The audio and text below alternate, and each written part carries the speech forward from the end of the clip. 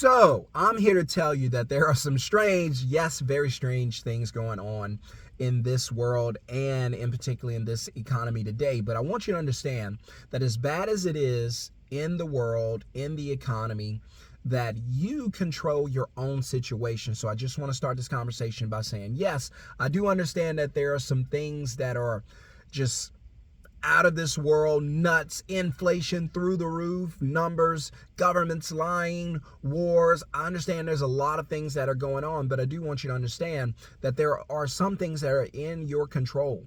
And so I always say, look, if it's out of your control and there's nothing you can do about it, then don't focus on it. Focus on the things that you can control, the things that you have the ability to change or to turn in your favor.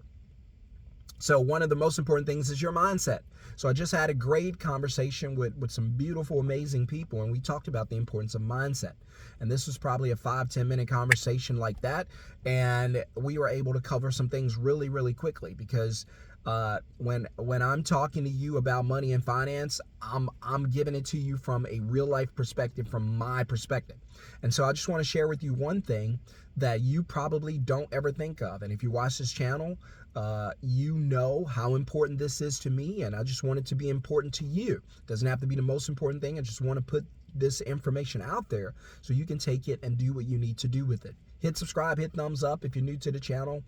Help me out, help me to grow this channel. I appreciate it. I don't ask you guys for anything, just that if you get any real value, smash a thumbs up. Help me to grow this channel. Help the thumbs up, the subscribing numbers. It helps the YouTube algorithm grab these videos and helps the channel to grow. So I appreciate you. As we get ready to close out this year and move into 2025, I just want to encourage you, again, don't stress out about life or anything like that. Don't have a situation where you can't sleep at night because you're stressed or you have anxiety.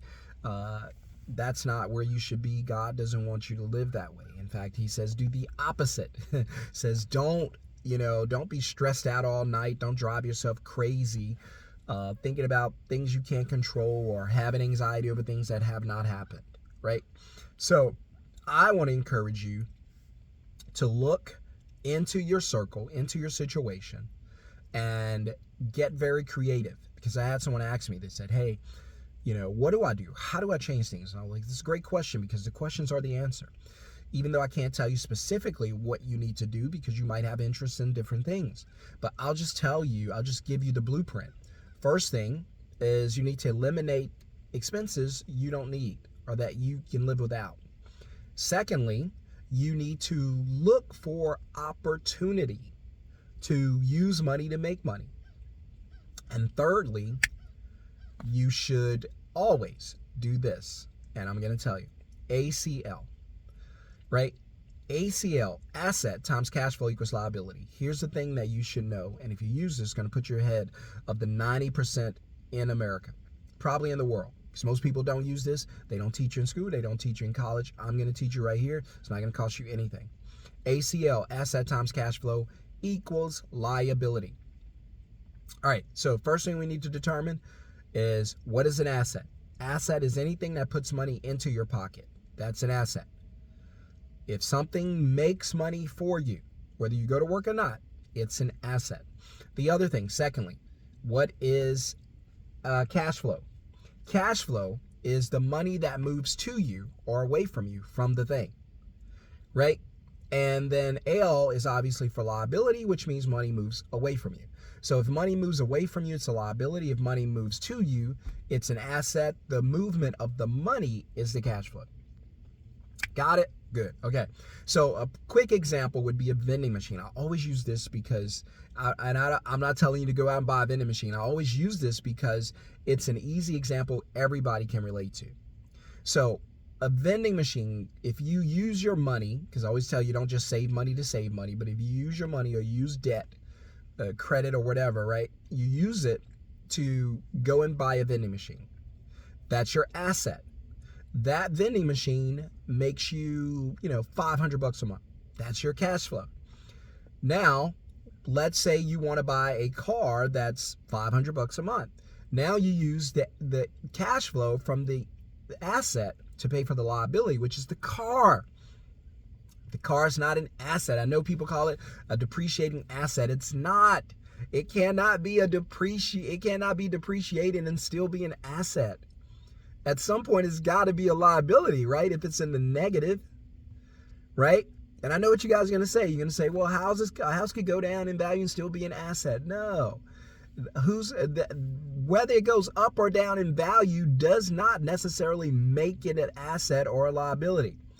What makes it an asset or a liability is the cash flow. Where does the money flow to from the item? So if you buy the car and the car note is due each month, who's paying who? Right? Is the car company paying you, or are you paying the car company? Well, I'm paying them. Okay, now it's a liability because money is leaving your pocket and going to them. What about the house I live in? The bank said it's an asset. Well, let's find out. Follow the cash flow. If you want to find out if it's an asset or a liability, follow the cash flow. So when the mortgage is due for the next 30 years, God have mercy, who's paying who? Does the lender pay you, or do you pay the lender? Oh, you pay them? Then it's a liability. Oh, you have a tenant, they pay you and the note? Okay, now you have an asset. You rent your car on Turo? Okay, now you have an asset. Because you can convert it. It's not necessarily an asset or a liability based on it being in existence, right? Or it's sitting idle. No, the question is, where does the money flow? Where does the cash flow go? Does it go away from you or to you? That determines it. So one thing you guys haven't figured out about the rich and the successful and the 10% is that when they want to buy things or take vacations, I was just talking to someone, we were talking about a trip to Greece, right? 2 weeks in Greece, 10 grand, have a great time. How are you going to pay for that? Oh, I'm going to save up money. Don't do that. Now you're just saving and wasting money. Oh, I'm going to swipe my credit card. Wait, now you're not only are you going to spend $10,000, you might spend $15,000 for the next 2 years paying this back. No. You don't need the vacation that badly. Here's a better idea. Use the money to get an asset. Let the asset grow and produce cash flow. Use the cash flow from the asset to pay for the liability, in this case, the trip. If you got enough vending machines and they made you enough money, let the vending machines pay for the trip, not the paycheck, right? In my situation, because I told her we were buying a new house, building a new house, and she was like, how did you do that? Well, I created a business. I let the business grow, and then the business started in 2020. The business has grown enough to make enough money to pay for a new house. Not a paycheck. If it has to be a paycheck, I'm not buying it. I'm not touching it. I'm not using paychecks to buy liabilities. Now, I've done it before, and I know you guys are probably looking at this going, wait a minute, what? I'm doing it now. Listen, don't beat yourself up. I'm not the beat you up guy. I'm here to wake you up. I'm the wake you up guy. I'm just here to give you information so you can think differently. That's it. So for my family and I, the first time we bought a house, we bought it with a paycheck. Very quickly, we figured out 30-year mortgage and a paycheck. No, thank you. But we already had the mortgage or the death pledge. That's what the word mortgage means. They won't tell you that because no one would buy a death pledge, but yet we do all the time. And so after seeing how worn out my wife was, how tired we were trying to bring in paychecks, stressing, if we got to do this for 30 years, oh my gosh, what have we gotten into? And then we got rid of the house, sold that liability, get us out of this nightmare. And then we were like, all right, the next time we buy a house, we will not buy with the paycheck. And so it's taken us 2 years to put the money together because we sold the house in 2022. And here we are in 2024, just purchased and building a new house that'll be ready early next year. But I'm saying all that to say this. It's much better to buy a house or buy a car, take a vacation, using the money from an asset, from a customer, someone else's money, than it is to use my money or your money. If you're getting any value from this, and if this is waking you up at all, and you're starting to understand what I'm saying, or at least I'm doing a decent job explaining it, just smash thumbs up to let me know. Thank you. If you have any questions or comments, drop it down. I love the interaction, even when you guys take shots at me, because I get a lot of flack for the things I say, but it is what it is. I'm not joking around. I'm trying to change people's lives. I have a 4-year-old and a 1-year-old, and God, it's so rough. But I just want to give them the best life possible, the life I never was given, right? And so I grew up in abject poverty. We were so poor that poor people helped us. We were so poor that if we had one utility on, we didn't have the other. We couldn't afford all the utilities. You couldn't have phone, lights, water. You couldn't have all that at the same time. We didn't have that. I've been evicted more.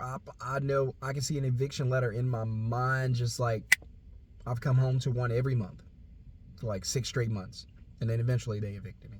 So I know what it's like, and I've been homeless more than once, 3 times that I can recall. I could probably go back even further than that, when we were young kids and my mom was getting kicked out of houses left and right. It was 8 kids, 1 mom. That's all we had. And she had no job. She was on welfare, on food stamps. Don't get me started on that. But, you know, my mom used to take us. I know people probably still don't do it now, but we used to do this thing called hitchhiking, where, you know, we didn't have a ride. We had no car. We had to catch rides with other people. I remember sleeping at other people's houses, on other people's floors. We did that. I didn't have my own room until I moved out, right? And got my own place. Never had that. So, but again, guys, there's some strange things happening in this economy today. Whether your candidate won or lost in the election, doesn't matter. Nobody's going to show up at your door and try to fix things for you. You got to take care of you, right? You have to take care of you. Your first order of business is to take care of yourself. That's your first order of business. If you don't take care of yourself, you can't help anyone else. If you're struggling, how are you going to help somebody else? I'm just saying. All right, so listen, for everybody who want to learn, you guys have been asking. So for everybody who wants to learn how to start a business from your phone like I do, it's a middleman business. You use your phone to make money. You can, so what I do, just a quick example, and a middleman business like Uber, Fiverr, Google, Instagram, Airbnb, Lyft, all those are middleman companies. They don't actually do the work. They actually connect you to someone who does the work. They're just a middleman. So I have a moving business, a middleman moving business, but I don't do any moving. Well, how do you do that? Good question. So what I do is I find customers who need to get moved. I book them. I take a deposit, about $150, into my account for every customer. And then I dispatch the work to a moving company, an actual moving company here in Dallas, who's going to do the move, not me. So all I do is find a customer, take a deposit, dispatch the work. I book, deposit, dispatch, book, deposit, dispatch. That's all I do. And then when the work is done, the business gets paid. I've already gotten my deposit. So on average, I take about $150. In fact, and you don't have to do moving industry, you could do any industry. I have people that do cleaning, garage repair, heating and AC, vehicle maintenance, lawn care, landscaping, pest control, window tinting, vehicle detailing. The list goes on and on.